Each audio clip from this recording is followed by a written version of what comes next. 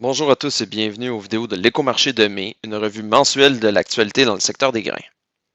L'USDA a dévoilé son premier rapport sur l'offre et la demande dans le secteur des grains pour l'année récolte 2023-2024, donnant ainsi le ton sur la prochaine année de commercialisation. Ce rapport est baissier étant donné l'offre abondante de grains américains anticipée pour 2023-2024, mais il apparaît que les marchés ne croient pas au rendement record pour le maïs et le soya établi par l'USDA.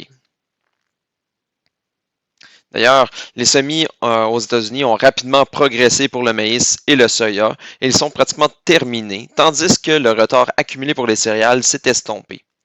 Comparativement à la moyenne quinquennale, les semis sont en avance de 8% pour le maïs et 18% pour le soya, pour les situer respectivement à 92 et 83%, tandis que les semis de blé de printemps sont près de la moyenne à 85%.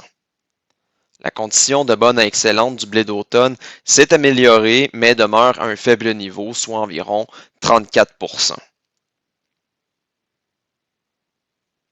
Le 17 mai, la Turquie annonçait le renouvellement de l'accord sur les exportations par la mer Noire pour une durée de 2 mois. La Russie laisse entendre que les obstacles aux exportations russes de grains et d'engrais devront être résolus pour que l'entente se poursuive.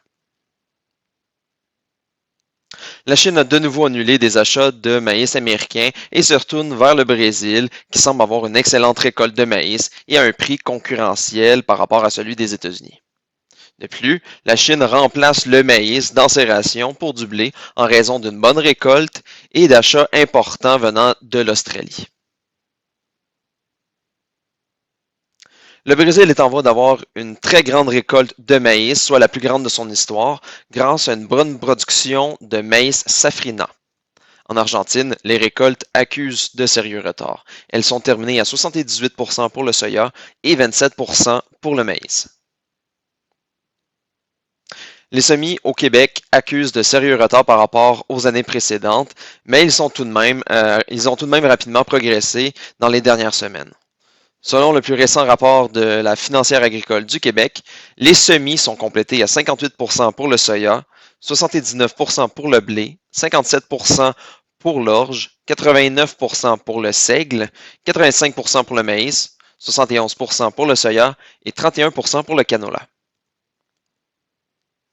Les bases locales se sont inclinées. Celles du maïs ont diminué de 8 cents US le boisseau pour livraison immédiate et de 13 cents US le boisseau pour la livraison à la récolte, tandis que celle pour le soya pour livraison à la récolte a été réduite de 14 cents US le boisseau.